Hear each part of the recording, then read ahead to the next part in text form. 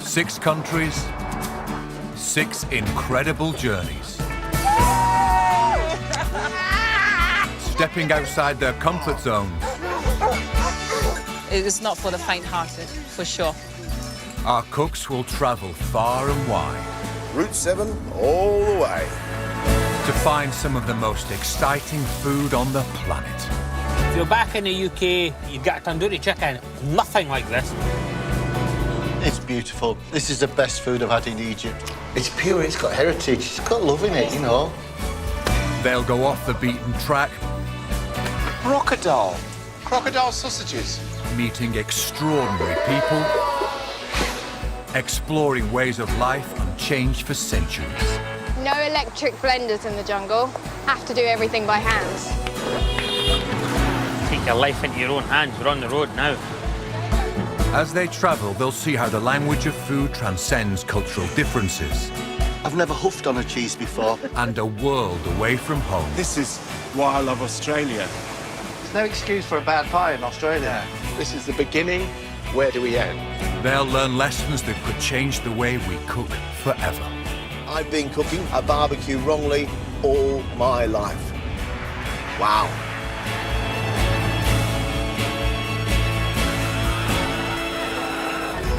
This time, Scottish chef Tony Singh heads to India to explore the country of his ancestors. And it feels fantastic. He'll eat and cook his way across the region. I'm not good at this cooking, lark. From the Punjabi pit stops to the tables of the Maharajas. He'll find his way to the heart of his own family's history. I can't even imagine what hardships I went through. And unleash his inner Bollywood star.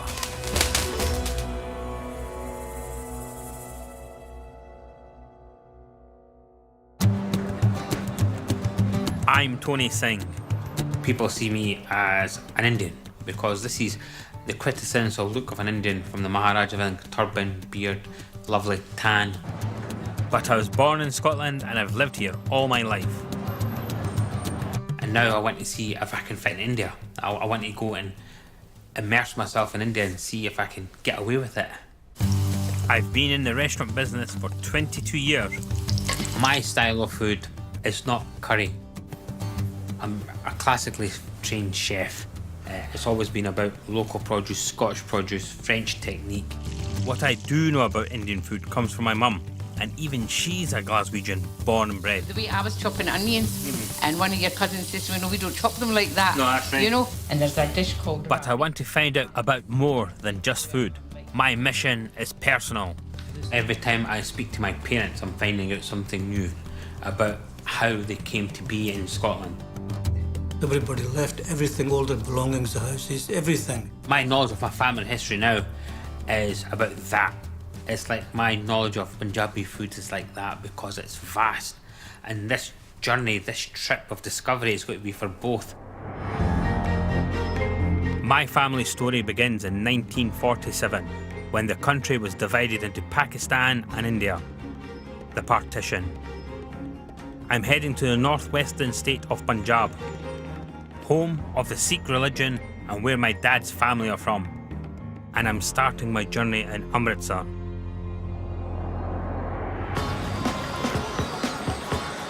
I've only been to India twice in my life, and those were fleeting visits. So this is going to be a huge adventure and a chance to see if I can really fit in. This is it. This is what I expected to hit me as soon as I walked out of the airport. And it feels fantastic. Take your life into your own hands. We're on the road now. I'm just so excited. I'm here to find out about authentic Punjabi food, to see the real thing, hear the stories, find out how it's changed, how the history, how the land, how the people have shaped the cooking, the techniques, the ingredients that I call my own. I'm in the holy city of Amritsar, the spiritual home of Sikhism. It's the eve of the most important religious festival of the year, Diwali, the Festival of Lights. But after 2 planes, a hairy rickshaw ride, Come here, bunny. Thank you. I'm cream crackered, and tomorrow I have an early start.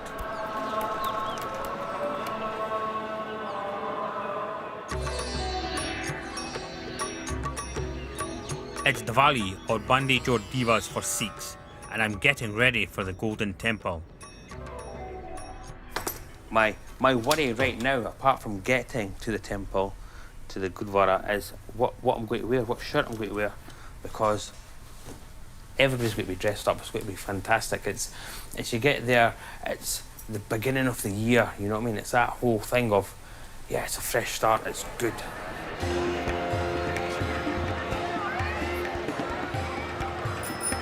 As I join the other pilgrims on their way to the Golden Temple, the atmosphere is electric.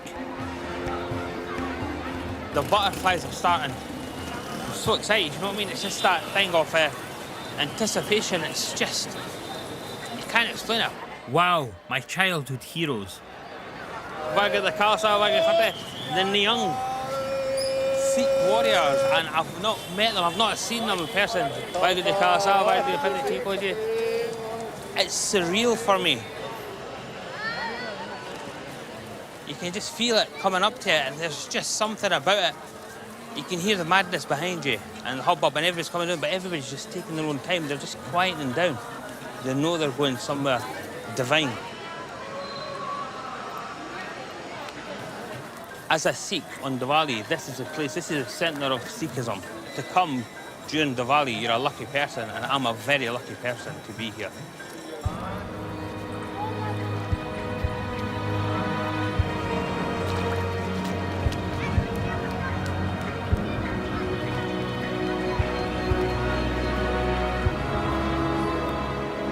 The Golden Temple is a breathtaking sight. It has 4 entrances to show that all are welcome, regardless of faith, gender or caste. The whole complex is sacred, and pilgrims from all over the world come here to worship.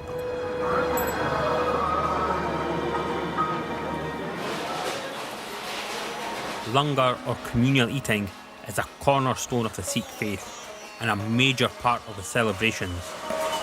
The food is free and the operation is run by volunteers. One of the greatest honours for any Sikh is to do service, and most of the work is done in silence as a sign of respect. There may be an army of washer-uppers, but that's because the kitchen will feed over 500,000 pilgrims today. To cope with the numbers, food is cooked in massive cauldrons. I've been told this one holds 400 kilos of lentil dal. Bread, rather than rice, is the staple food of Punjab, and here they can churn out over 20,000 wheat flour rotis an hour. That is one of the cornerstones of our faith. It's simple fare where everybody is treated equal. You sit on the floor, you don't care who's sitting next to you. It's always vegetarian. It's always something that anybody can afford. This is the most amazing thing about Punjabi food. It's so interlinked with the 3 tenets of Sikhism. Kirt karo, van shako, naam japo, which is honest work. Then share what you have, and then meditate on God. The Golden Temple, it's like the Vatican for Catholics. There's no other place like it. It's awe-inspiring. I've seen how the Golden Temple feeds the masses, but how do people do Diwali on a more modest scale at home? Well, I've been invited to celebrate this special occasion with a family who live on the other side of town. It's a real honour, so I'm not coming empty-handed. And in good tradition, I'm taking sweets, and these ones I've made myself because it's very auspicious. Alright, Sat Shri Akal Ji. Sat Shri Akal Ji. Alright, happy Diwali. Happy Diwali. In the Punjabi tradition, pouring mustard oil to welcome guests is a ritual. Happy Diwali. And I am indeed welcomed by the whole extended family. Sat Shri Akal Ji. I've just made that from Scotland, so it's shortbread and tablet like Buffy. So I'm here to learn something in the kitchen. Everything is ready in the kitchen. You can go and start there. What do you like? What's your favourite dish your mum cooks for you? Rajma chawal.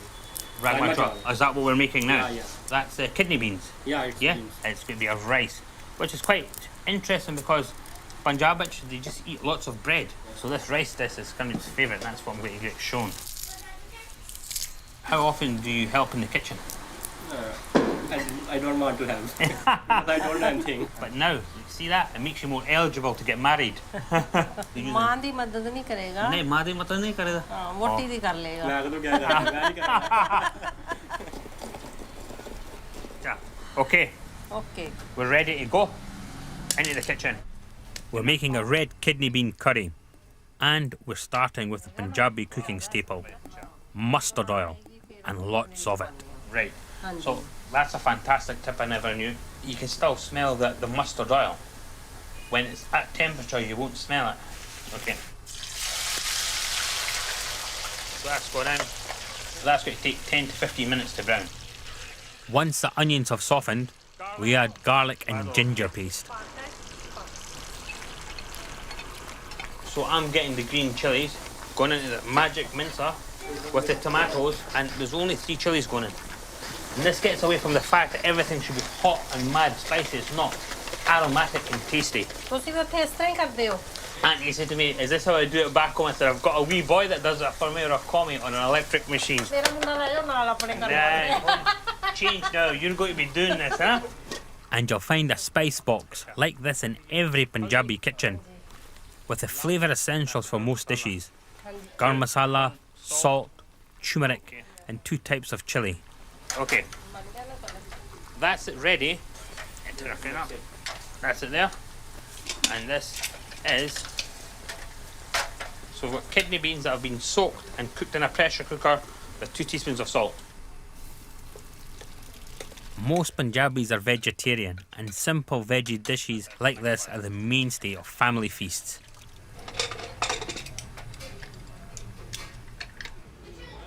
Outside, things are getting lively. But for now, I'm taking a more sedate approach to the Festival of Light. This is the old tradition. Yes. Old. Old, yeah. These are prepared by the traditional peoples. Their job is to only prepare these lamps. Actually, I'm missing home now, so we do the same, but it's with tea lights. And it's one of the things that the kids love doing, lighting them with me and putting them around the house. So I'm feeling a bit sad.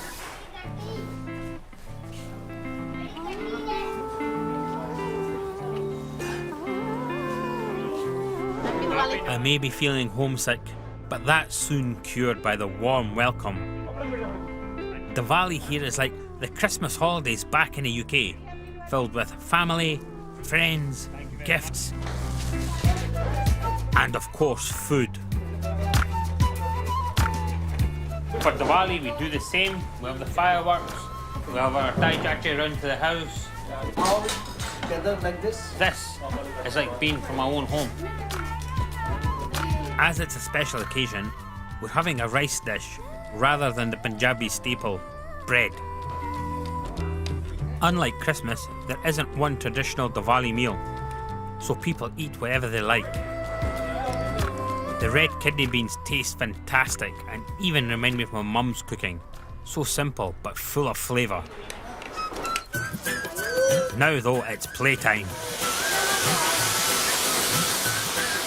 Stand back from the fireworks, eh? 50 yards? I don't think so. And like at home, I'm only allowed the sparklers.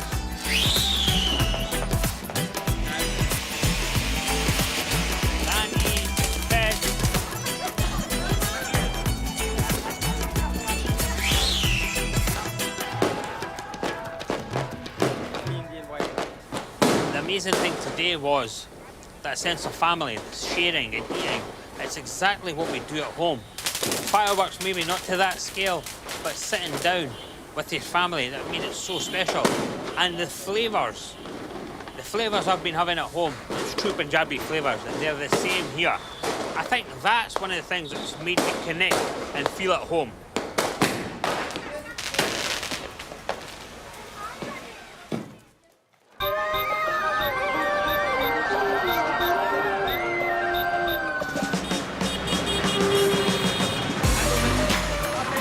After last night's celebrations, I can't believe I'm hungry again. But it's not surprising. Everywhere I look, there's delicious food. Bear by me. Just seen an elephant, somebody nearly getting squished at the roundabout, and this is before breakfast. But that's what I'm here for. I'm on Lawrence Road, I'm starving, and I want to find out what we have for breakfast in Punjab. And I've been told there's a cracking place just round the corner. See that? Look at that. Right, so that's a dough, but he's stuffing it with lentils. So he's making puria. It's deep fried bread. In the undergate, it's a vegetable tail.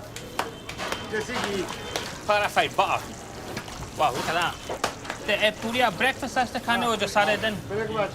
This is the thing that you have for breakfast, eh? Oh, they're okay, thank you. Best place to get puri chana is Khana Sweets, just there. So that's where we're off to.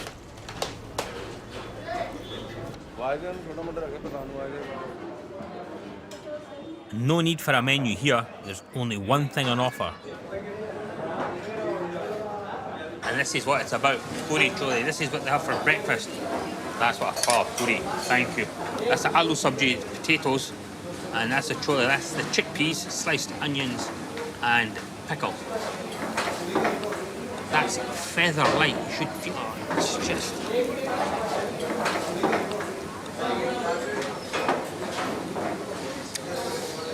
That's lovely. The chickpeas melt in your mouth. Wow. So this is it, bread. Most people think Indian food, rice. North of India, the bread basket of India. In Punjab, we have all these different breads. Puria, rotia, romali, rotia, naans. And you eat them with your fingers. This is your implement, there's no forks and knives. This is what it's all about. You only pay 35 pence per puri. The rest is all you can eat Punjabi style. And the refills keep on coming. So you either have to eat quick, get out, or I'm going to have to be rude and say stop, but this is wonderful.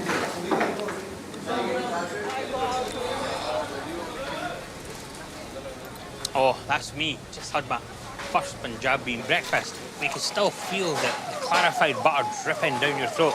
This is food to do things on, not sit around an office. Just as well, I have a packed day ahead. First, I'm off to look for my ancestral home, the house that belonged to my great-grandfather. In 1947, after over a century of colonial rule, Britain gave India independence and split Punjab into two, India and Pakistan. The area around the newly created border was volatile, and Amritsar became a dangerous and violent place to live. My great-grandparents joined the millions forced to flee to the safety of Delhi, and I want to find the house they left behind. I know it's in Saltwind Gate, which is that way, but I need to get my skates on and get along there before I get mashed up.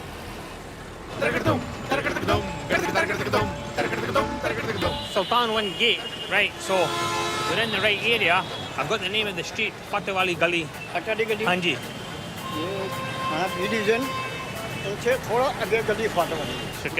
Armed with some clues, I want to see how my family used to live. If I can survive long enough to find the house. That's mental. No green man, nothing. Just a brown man crossing the street. That's mad, but show no fear, eh? Done it. Right, Sultanwind Gate. No street names, so I'm a bit stuck. It's time to put my best Scottish Punjabi to the test. Fatehwali Gully HC. Yes, sir.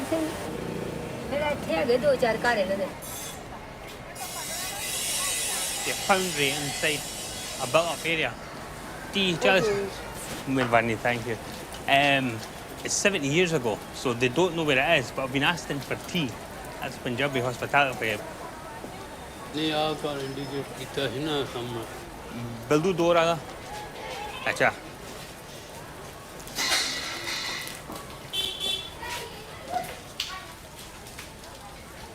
I can't believe, well, this is it. This is where it started from. I'm a bit speechless, actually, because this is the beginning. This is my great-granddad's house.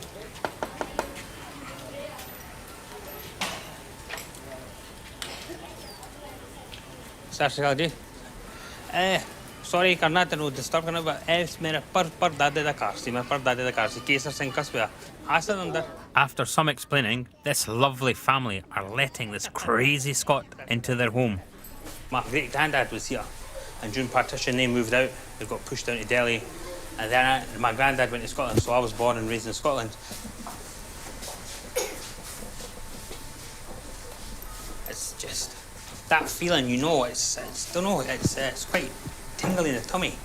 You can see the changes, but they're not huge. You know what I mean? I think probably this is in its essence the same.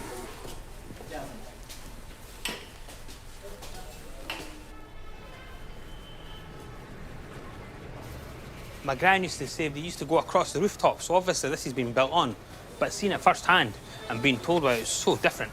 And even though it's changed a bit, you can still see them sitting out here. But what an upheaval for partition when India got divided in India and Pakistan to leave everything behind and get pushed down. All the refugees, it was one of the biggest movements of people ever. But most people thought they were coming back.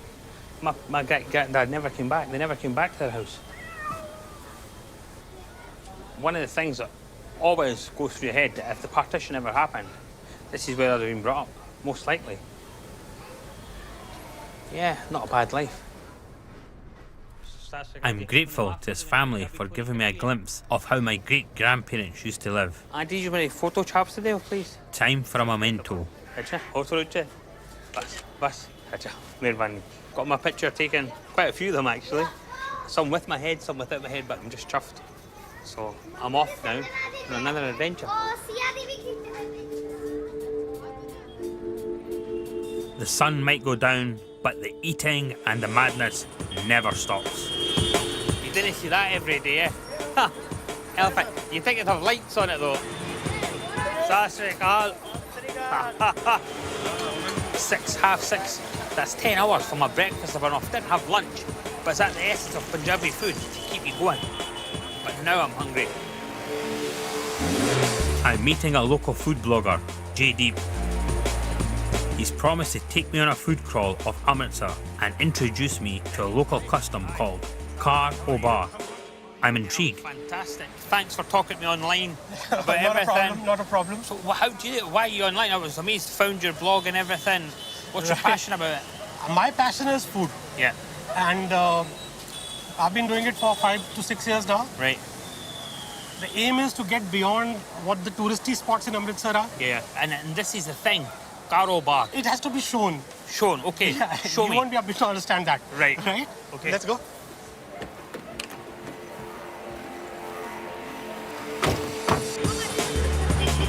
They might hold on to old traditions here, but I think I'm about to discover their enthusiasm for new ones too. This here is now Karo Bar. Right. So we are in the car. Yes. And here's the bar. Kar O Bar. Kar O Bar. And what's this? This is a very special Indian rum. And why rum? Is that because of the sugar cane? It's because it's cheap. There you go, right of passage. Anywhere in the world, cheap drink. Cheap drink. Start pouring. Crack it open, okay. So, who's the unlucky person that drives the Karo Bar? Tonight it's going to be me. Be you. So what, you're on soda? I'm on soda. Okay. Right? Go for it. Go for and it. The key to Karo Bar is to drink as fast as you can. Yeah. And then you go for your food. Right. Then you come back. Okay. Take another hit. Go out. Again. Eat some more. And repeat till... Okay, repeat till you fall over. Here you go. They might not serve alcohol at these stalls, but the food is meant to be out of this world. So Tony, now we are at Pahalwan Fish. Okay. And this is the go-to fish joint. The go-to, the place. The place. See, in Edinburgh, you'd ask for one fish and chips, okay? We ask by weight. By weight? By weight. What we are having 250 grams to start things off. I like this. Punjab means land of 5 rivers, and this is a freshwater catfish. Okay. It's a bit like cod. And with a bit of salad on the side. White radish. And what's in the chutney? Chutney is a mint chutney. You can taste the fish. Yeah. You've got a little bit of heat. This is fabulous. This going place to place is like tapas, okay? But this is not, because you're drinking, you're taking your own drink. Yeah. So you're not going to the bar for the nibbles. You're taking your bar to the nibbles. Right. But who does it? It's a way of getting out of home. Everybody does it. Yeah. And So it's not about cost. no, it's not about cost. It's not about cost. Cost is the least concern. Okay. Because this is not a cheap fish which we're having now. Right. Right? It's just that the beauty of the food is what gets you out of the house. See, like this guy, he makes only fish. Yes. And you'll be wanting now maybe some meat. But this guy doesn't do it. So you move to the next place. So you have to move. You have to move. I'm ready. You're ready, right? So the fish is done. Fish is done. Now, Now we look for some birds. no, not those sorts of birds. Tandoori chicken is a Punjabi speciality, skewered and cooked in a traditional wood-fired oven, the tandoor. And Jaydeep is taking me to the place to try it. This is advanced karobar. This is now Karo restaurant. Now the food is going to be served right here to you. Drive through. Drive through, exactly. Where from? My mouth's watering already. Thank you. So Tony, this here is the tandoori chicken of Amritsar. Wow. This is the green mint chutney. Green mint chutney.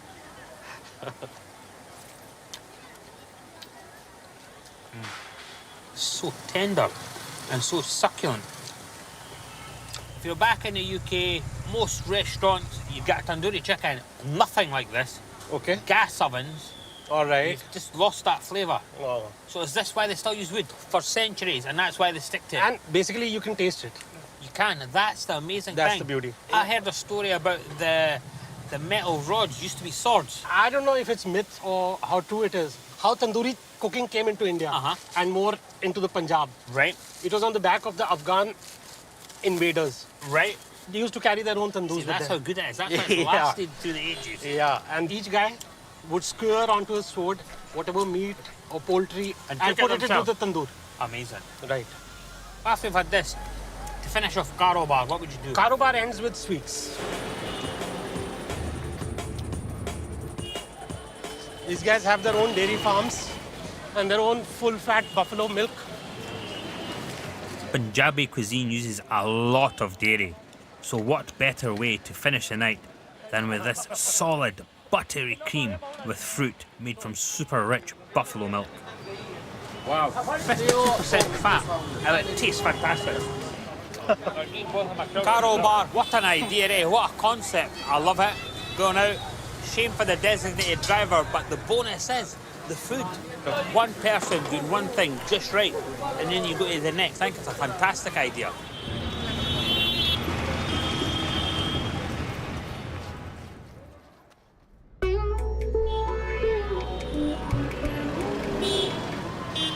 I think I'm finally getting the hang of crossing these roads, but there's no way this Scot is getting behind the wheel. So I've hired a driver who's taking me in the next part of my adventure. I'm travelling on the Grand Trunk, or GT Road, down to Delhi. The same 300-mile journey that millions of Sikhs, including my own family, were forced to make as refugees. After India declared independence, the tension between different religions was high. In Punjab, Sikhs and Muslims clashed as they both scrambled to get to the right side of the border and find safe haven. 1 million people died from violence or starvation trying to reach their destinations.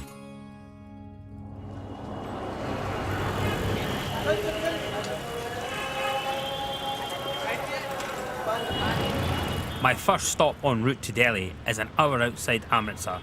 I'm looking for a spot where the Holy Order of Sikh soldiers have set up camp. I was raised on stories about these legendary nomadic warriors, whose way of life hasn't changed for over 300 years. This is my chance to meet the Niang, the superheroes of the Sikh world. Getting to meet them hasn't been easy, but thanks to Dalbir, who's worked with them for years, here I am.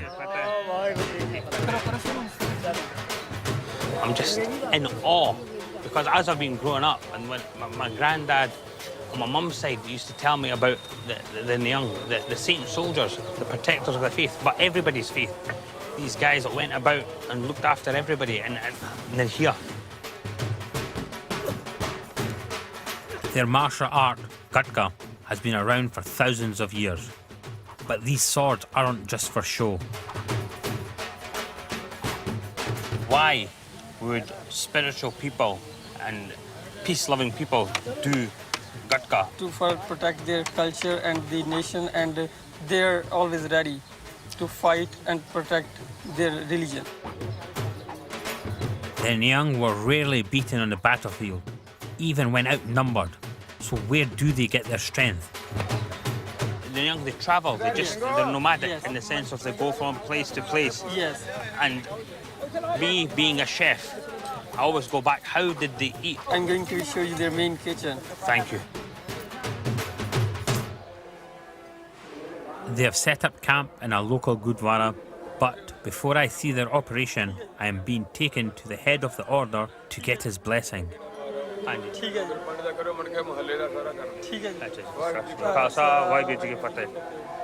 Babaji was saying, Babaji did you welcome. They are very happy to see that you are also laundry chef in Scotland. So they gave you a lot of blessings. So you're welcome. open kitchens with strict rules are set up each time they move camp. They only make their foods in iron balls. Iron? Iron balls. Why? Iron. Why? Because it gives you the iron to their bodies. They make them like iron. They always cover their mouths. Such respect is paid to the food that they put a piece of cloth over their mouth.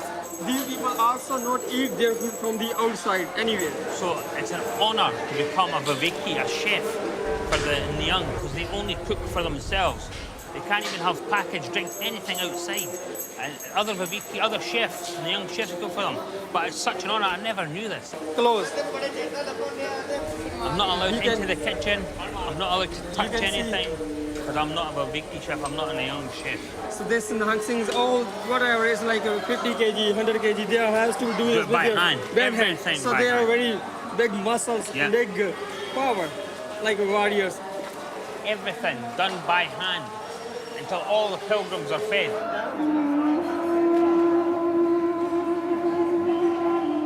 But these villagers are here for more than a free lunch. They've come to be close to their heroes, and many will donate food and money to keep the Nyang traditions alive.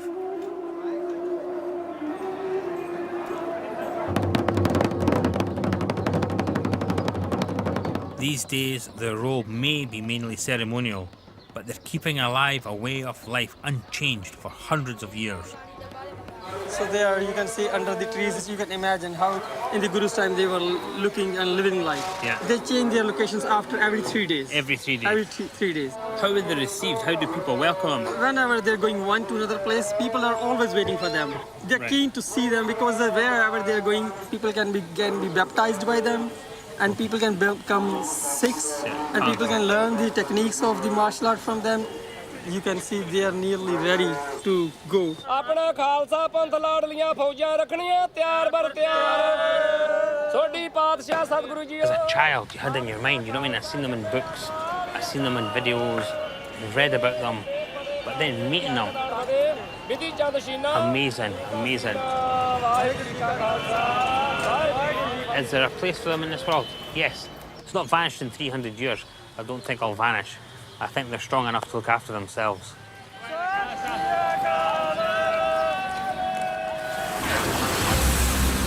Back on the Grand Trunk Road, I am glad I was blessed by the Nyang to protect me from the other drivers.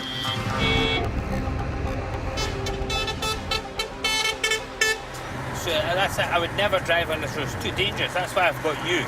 In India, 14 people kill in 1 hour.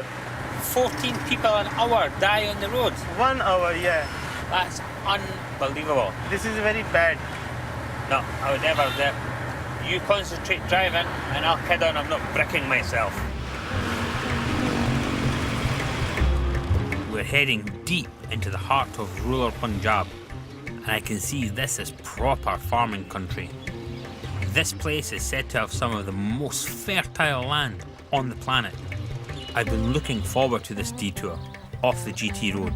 It couldn't be more of a contrast to where I've been. Listen. Tractors, birds, lush greenness. This is the Punjab of my childhood memories, out of the movies and everything. Fields of sugarcane. I just want to grab a bit and chew it and walk through the fields, but it's not ready. Such a change from Amritsar. And the drive this morning, you can just see it, all the green, the lushness. This is amazing. This is why Punjab, the land of 5 rivers, it's fertile ground.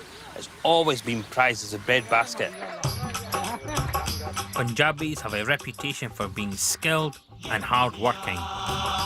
And countries from Italy to Russia actually advertise for Punjabi farmers. Wheat and other grains grow here in abundance, and along with dairy products, they form the cornerstone of the Punjabi diet.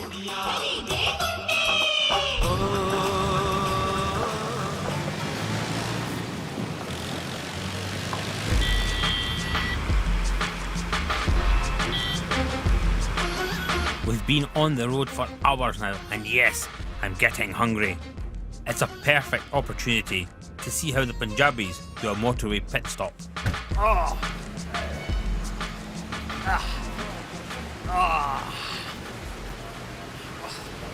My back.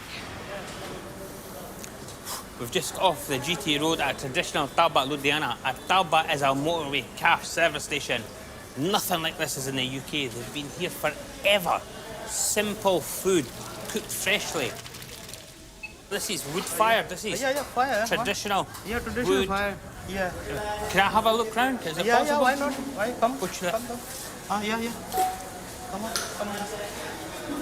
Wow. Yeah. So I've been in India a few days, and this is the first time I've got up close and personal to a tandoor in Punjab. And it's the heat, it's 360 degrees heat, it's concave, and you have to feel the heat coming off of that. It's taking seconds to cook, and that was one of the great things with a tandoor. Little fuel, all the heat was concentrated, and the flavour you get is unbelievable. This is quintessential Punjabi at heart. This is the thing. The tandoori chickens, the naans, the breads, and everything comes out of this oven. This is what people know of Punjabi food outside around the world.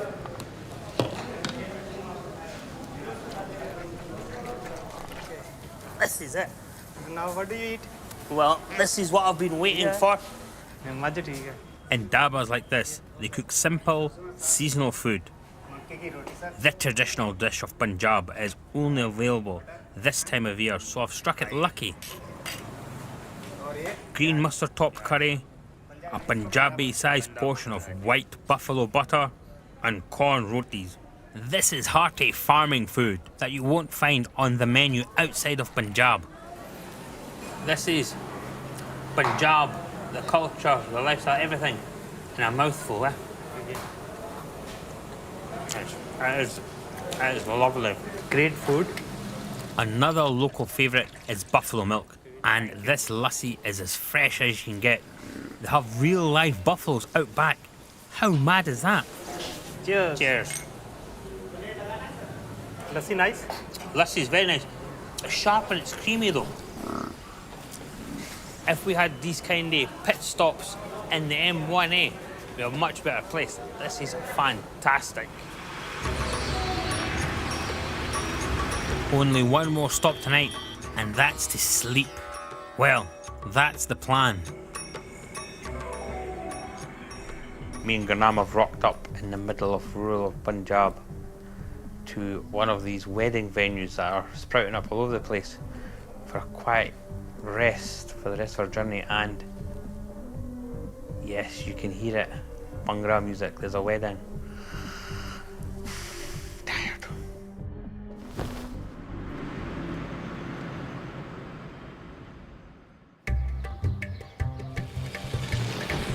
In my search for authentic Punjabi cooking, I've tried the food of pilgrims, travellers and families, but I've yet to find the high end of Britain's most popular cuisine. Until now, I have a date with royalty. The Maharajas once ruled the stately kingdoms across India. And it took some doing, but I'm off to see how the other half eat. I'm meeting a member of the Patiala royal family. at one of their modest country retreats. And they've given me a changing room that's, just a tad smaller than my house. So I've had the motherlode. We're here to taste the ultimate Punjabi food, rich, decadent food from the Maharajas. And I'm here with a member of the Patiala royal family. But what do you wear when you go and see a Maharaja? Look at that. Fingers crossed, I've not put too much poundage on. Hold on. Oh yeah. I thought I'd be nervous, but I'm not. He's a food lover. We all speak the same language. Lovely. You know what I mean? That'll be great. I'm nervous cooking with him though. Talking food one thing, but cooking with him. The Royal Secretary is waiting to take me to the Raja Sahib Randir Singh. Thank you very much. His grandfather, the Maharaja Bhabinder Singh, was famous for his extravagant feasts and his love of cooking. Both traditions that have been passed down through the generations. I might have overdone it with the jacket. I'm very honoured that you're going to show me, you're going to cook with me. I was very surprised. No, I'll cook for you. Yeah. We cook regularly, and whenever the members of the family are together, we cook. And in fact, everyone cooks in the evening. It's much better way of spending time than talking business or talking politics. Much nicer. So who takes control? Because obviously you still need one chef in a kitchen. No. Everyone cooks their own dish. Right. You have these coal fires lit separately, and everyone has their own recipes. So it's laid out, and somebody makes a rice, somebody makes a mutton, somebody is cooking a chicken, a dal, or a vegetable. So there's no conflict there. Everybody just does their speciality and it's done. Recipes come from the family. Okay. I'm not sure what to expect, and I still feel a bit nervous in such illustrious company. Very good. But phew, it turns out the royals cook on the same traditional stoves that I've seen all over Punjab. But they do have a bonus of some manservants to lend a hand. This is what I call a kitchen. The views in it's beautiful, but a bit hot for me, I think. A bit hot. I am your commie chef. If you tell me what to do, I shall. Yes, certainly. We're cooking a rich chicken and apricot dish that's a favourite in the Patiala Palace. No surprise, the first ingredient, ghee. This royal household gets through 70 kilos of ghee a month, compared with most families who use around 2. We add black peppercorns, cloves, and we use the bigger cardamom and onions. Just gently frying it with the spices to get that golden brown, add flavour to the dish at each step. This is garlic paste and ginger paste. Garlic and ginger paste, okay. Even the royals have the basic Punjabi spice box. Okay, the chilies. And this is red chili colour. Just ground coriander. Yes. Or the simple use of spices to bring out the best in the flavour. And that's what they have to do. And then you flavour it. For every dish you have a different spice. All the men helping and doing their dishes. Was there ever competitions who makes the best dish? I don't think so. No. I won't be getting any royal gossip then, but I will be getting some royal tips. You'll see when the bubbles become clear, you know that the masala has been cooked. Okay. After all of the vegetarian dishes I've tried, this already feels more extravagant. And if you're going to eat meat in Punjab, it's usually chicken. The smell is just phenomenal. The Maharaja's recipes have been influenced by their links with neighbouring royal courts. Once the chicken is simmered, we add the dried apricots, which give it a sweet taste, like the curries of Afghanistan to the north. Because the apricots have been soaked, they just need a couple of minutes to cook through, and all the flavours will marry together, and that's it. That's it. The Patiala royals were famous for their lavish hospitality. And in the 1930s, at the height of their power and wealth, this royal household would feed up to 3,500 people a day. Today's menu includes 2 types of dal, a rich marinated lamb and yogurt, a creamy chicken pilau dish, spicy cauliflower, and our sweet chicken and apricots.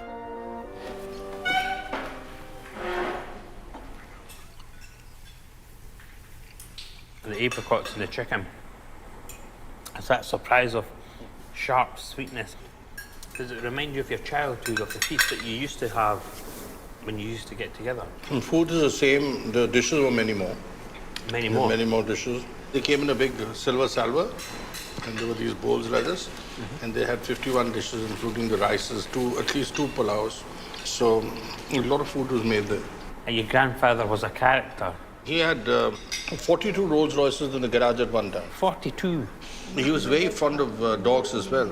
We had a kennels in Patiala which had 1,000 dogs in them. 1,000 dogs? He had a Rolls Royce for hunting. Okay. So he used to carry his dogs in that Rolls Royce at the back. Get some more. No, honestly, you've got nothing in the plate. Fabulous. This is light. You won't have to worry about it. No. Oh, go on then. When in Rome. These days, many Maharajas have swapped their palaces for politics and business, but they still know how to put on a cracking spread, and I'm glad the recipes have survived. The dishes have been wonderful. Very subtle, delicately flavoured. You can taste all the ingredients. It was wonderful. Rajasab, thank you very much. Happy that you enjoyed it. Okay, thank you. Bye. Bye. Delhi. With a full belly and a slightly tighter jacket. The rich food of the Maharajas has definitely lived up to my expectations. But back on the Grand Trunk Road, I'm ready for the last leg of the journey. We're in Delhi, baby! The capital of India, population 22 million. As I enter the outskirts of the city, I can't help but notice health and fitness clubs everywhere. A rich diet and changing lifestyles have made India the type 2 diabetes capital of the world. Maybe it's a sign. Wish me luck. So after a week of indulging myself, and especially the Maharaja, that fantastic food, the jacket's feeling a bit tight, eh? So I thought, latest craze, body sweat, a bit of fitness, a bit of dance. I'm watching them and I'm getting a bit worried. It's more than my spoon, the light bulbs, big present, small present, fish, all that. It's a bit technical. And how are you? I'm Anand. I'm the director of Delhi Dance Academy. Excellent. I'm a bit worried in case you kill me dancing. Yeah, I mean, you should not worry. It's a really chilled out Bollywood dance class. Is this a big craze now? Is Bolly sweat the thing? What happens in India is because Bollywood music is so popular, people want to do the same thing on Bollywood songs. Okay. And that's what we're doing here. But why is there such a big increase in these kinds of classes? Because driving here, I've seen fitness spas and health clubs and everything else. There's a lot of, general influence of the Western culture coming in. Obviously, people are getting more aware. So there are, people working in multinational companies these days. There are gyms in the companies. There are swimming pools and stuff like that. These companies have, a culture of fitness. You need to make them a regular habit for yourself. Gently for me. We're going to take it slow. It's a group class, so there'll be other people doing it with you. Right, let's go. Great, come.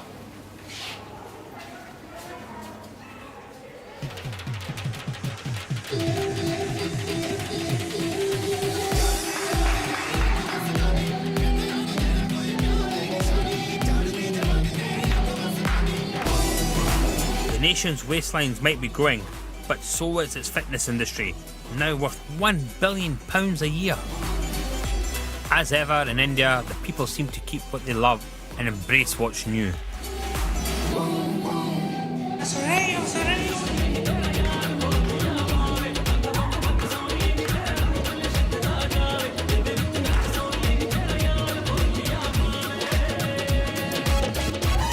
Turns out I'm a natural. Or maybe these Bollywood moves are just second nature.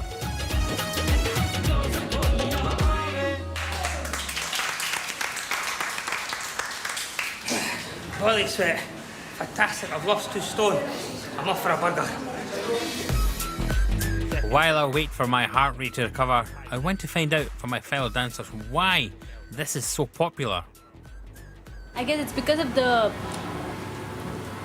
dating scene that has just come up in India. This is not arranged marriages anymore.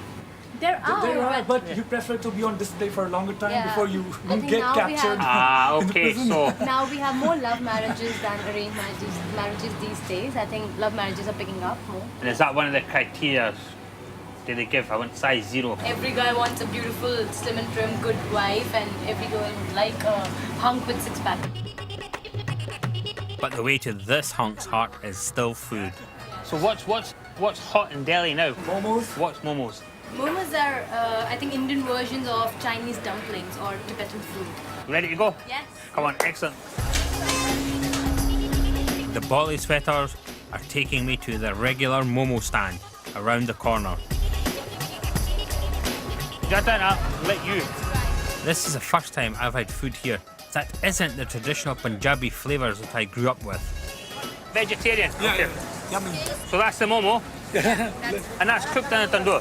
This will be very hot. That's the stuff. It's like a Pandora's box. Tell us what it's made of.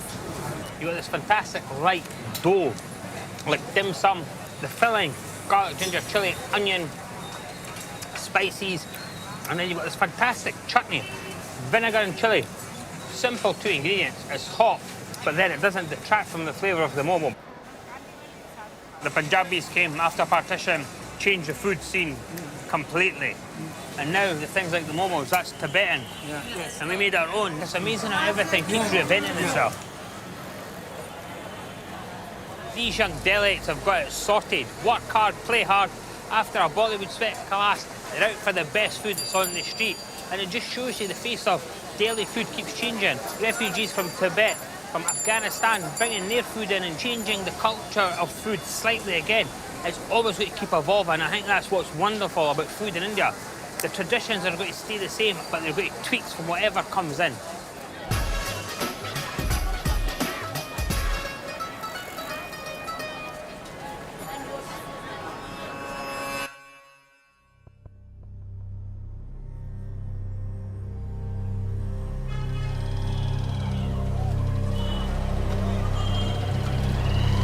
It's my last day, and I'm finally in the heart of the capital.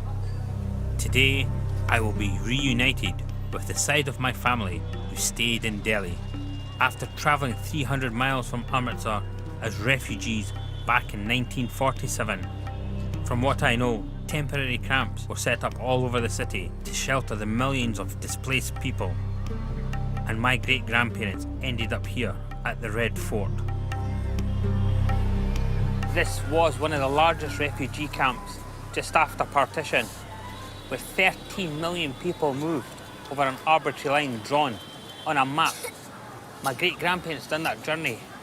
I can't even imagine what hardships they went through. We came down in fun and luxury, stopping to have food, and didn't even know when their next meal was coming or whether they'd make it.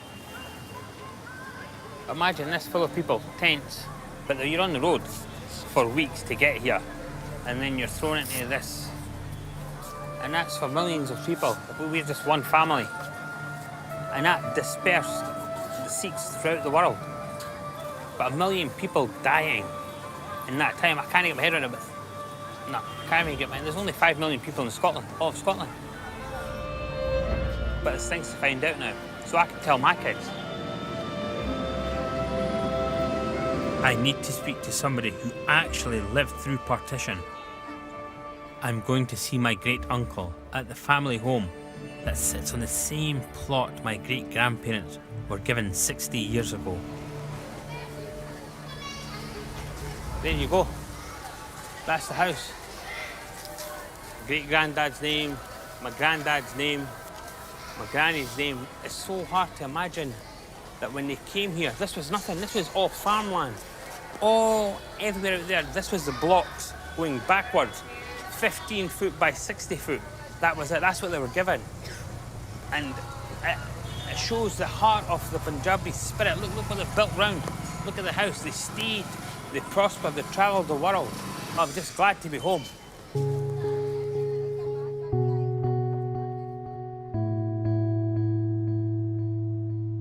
My parents have flown over from Scotland for their regular visit.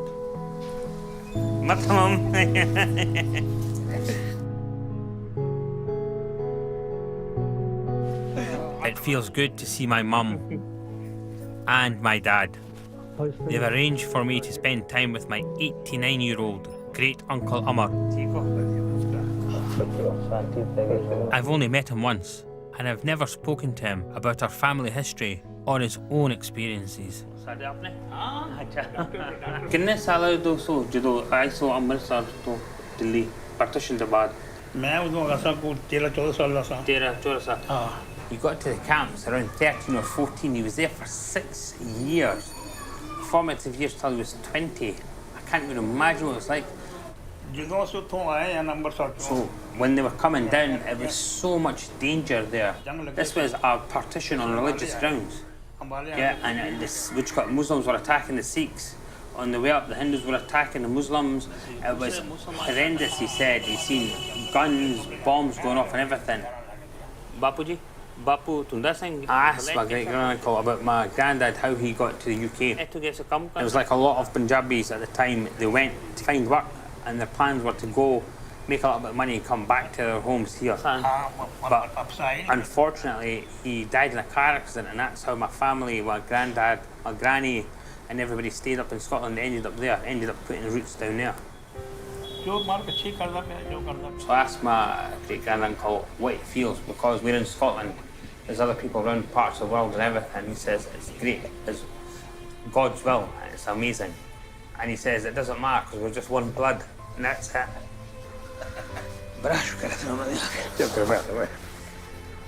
ਇਹ ਆਪਣਾ ਖੂਨ ਹੀ ਬਲੇਵ ਸਿੰਘ ਜਦੋਂ ਆਇਆ ਮੈਨੂੰ ਪੁੱਛਿਆ ਨਾ ਮੇਰਾ ਖੂਨ ਹੈ ਇਹ ਮੇਰਾ ਖੂਨ ਹੀ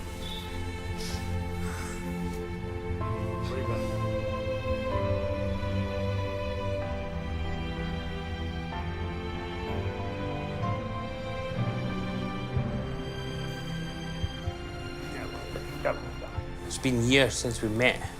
But then, even then, you didn't ask these questions because when you're young, you think you've got all the time in the world and everybody's going to be there and you know it all.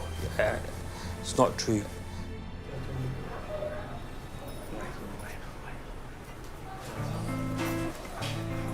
I'm realising my family bonds, like my Indian traditions, are strong and that good food brings people together. My mum has cooked up a feast, and this journey has shown me that her Punjabi cooking is the real deal.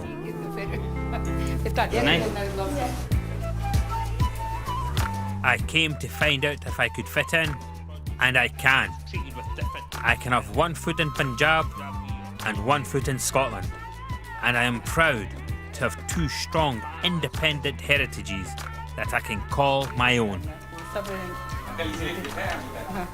I'm so fortunate. I didn't know more than half the stuff that I've been discovering coming down the same road as my great-great-grandparents as refugees. And it's my duty to tell my kids, and I can't wait to see them to tell them. Next time. It's a bloke's dream, this is. In Argentina, MasterChef judge John Turode learns the secrets of cooking with fire. Wow, look at that. And searches for the best piece of steak in the world. What a way to eat. What a way to cook. What a way to live. So join John Turode as he discovers he's been barbecuing the wrong way all his life. A Cook Abroad in Argentina next Monday at 9. Next tonight here on BBC Two, Jack Whitehall and his dad can only agree on one thing, and that's which are the best bits of the series. Back Chat is next.